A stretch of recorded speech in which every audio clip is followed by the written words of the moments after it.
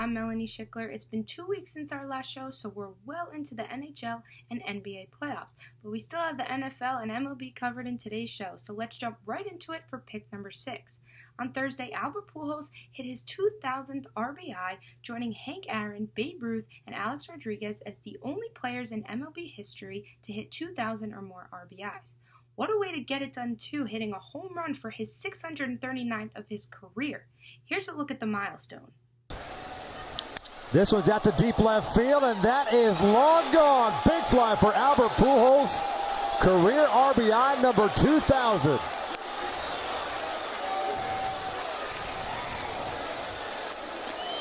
And since it was a home run, unfortunately the ball was not secured, and in fact, the Tigers fan who caught the ball initially refused to give the ball back. But after a night to sleep on it, the guy respectfully gave the ball back and said, quote, "He's not my player, he's not my guy, I don't deserve the ball," close quote. Good decision. Already in his 21st season, let's see how many more RBIs Albert Pujols can tally before the end of his career. On to some NFL news for pick number 5. After going 9th in the MLB draft to the Oakland A's, dropping out of the league, and then being drafted first overall in the NFL draft to the Arizona Cardinals, Kyler Murray signed a mega contract with his new official team for $6.39 million through the 2023 season. That comes with a signing bonus of just under $24 million. I guess that clears up all speculation about who's going to be the starting quarterback for the Birds this season. Another contract headline comes out of Los Angeles for pick number 4. Just yesterday, the Lakers hired 45-year-old Frank Vogel to be their new head coach with assistant coach Jason Kidd. Vogel met with the Lakers organization Thursday, which clearly escalated quickly as he inked his new job just 2 days later. Vogel was the head coach of the Indiana Pacers for 5 seasons with an overall record of .250 and .181, which is the second highest winning percentage in Pacers franchise history. He also led the team to 2 consecutive Eastern Conference Finals in 2013 and 2014. Years after, however, his rep kind of went downhill when he was the coach of the Orlando Magic and had 29 and 25 win seasons.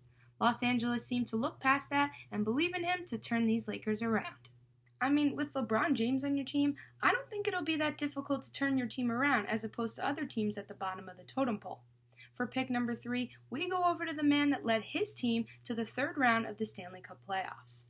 A year ago, Pat Maroon was a free agent and turned down over $3 million just to sign with the St. Louis Blues on a 1-year, $1.75 million contract just to play in his hometown and be closer to his 10-year-old son.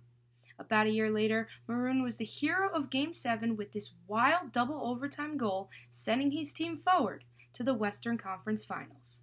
Blues face 53 shots, Blues control. This is Thomas. Thomas shoots. It's behind the net. It's knocked in by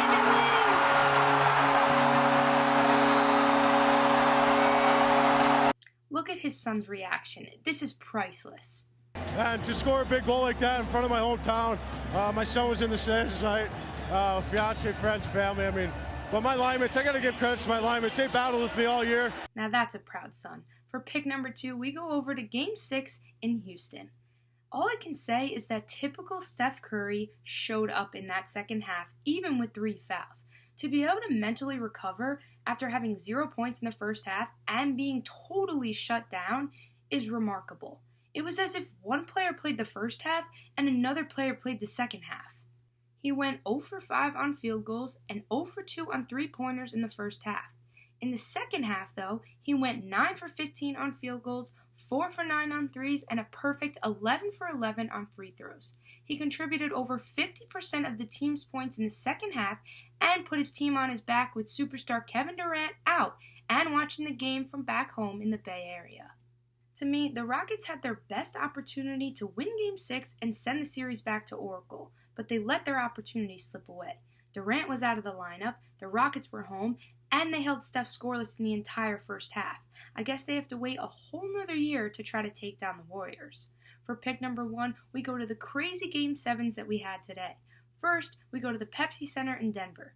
Even with top center Nikola Jokic, the Nuggets just could not get it done, and the Blazers are on their way to their first Western Conference Final since the year 2000. Damian Lillard had only 13 points and made just 3 out of 17 shots from the field. but 2 of those were crucial three-pointers in the latter stages of the fourth quarter. His teammate C.J. McCollum dropped 37 points and came up with probably the biggest play of the game with this chase-down block with under 5 minutes left in the game while the Blazers were actually trailing. McCollum had 3 consecutive field goals from almost the exact same spot on the floor, about 16 feet away from the basket. The Blazers pulled off the biggest comeback in a Game 7 in over 20 years. So now we have a Curry brother matchup in the Western Conference Finals. Will the Warriors make it to the finals for the 5th consecutive year, or will the underdogs come out on top? On to the craziest moment of the night. 41 points, 8 assists, and a game-winning buzzer-beating shot for Kawhi Leonard. He sent his team to the Eastern Conference Finals. It went down in crazy fashion. With 4 seconds left in the game, he drove to the right side of the court while 2 defenders were chasing him, plants, and pulls up right in Joel Embiid's face. The shot goes up, the buzzer rings, and the ball bounces 3 times before it goes in the basket and sending that Toronto crowd into a frenzy. You got to be aware of the inbounder here if you're Philly. It's off to Leonard, defended by Simmons. Is this the dagger?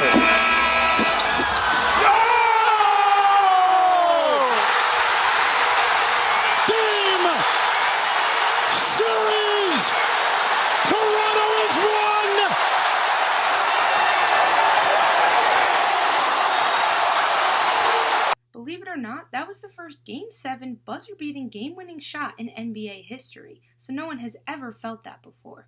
What a way to end the night and send the Raptors into playing the #1 Milwaukee Bucks in the Eastern Conference Finals. Thanks for tuning into today's show. We'll see you on Episode 8, where we'll have a ton more NBA and NHL playoff drama covered right here on Schick Pick 6.